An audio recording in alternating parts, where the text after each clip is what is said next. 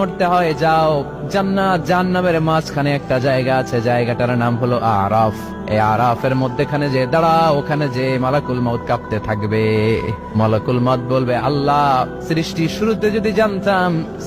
শুরুতে যদি জানতাম সবাইকে মৃত্যুদান করার পরে, রূহ কবজ করার পরে আমাকেও মরতে হবে, তাহলে এই কঠিন দায়িত্বের ব্যাপারে আপনার কাছে ক্ষমা চাইতাম।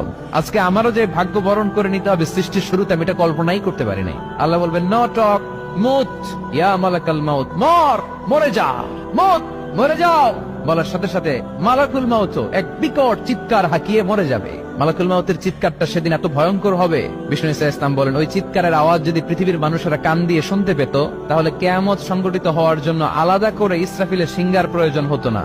ওই চিৎকারের আওয়াজে প্রতিটা মানুষ কানের পর্দা ফেটে ওই জায়গায় লাশ হয়ে পড়ে যেত। এবার ডানে বায়ে সামনে পেছনে উপরে নিচে কেউ নাই, একজন ছাড়া। জোরে বলতে হবে, তিনি কে?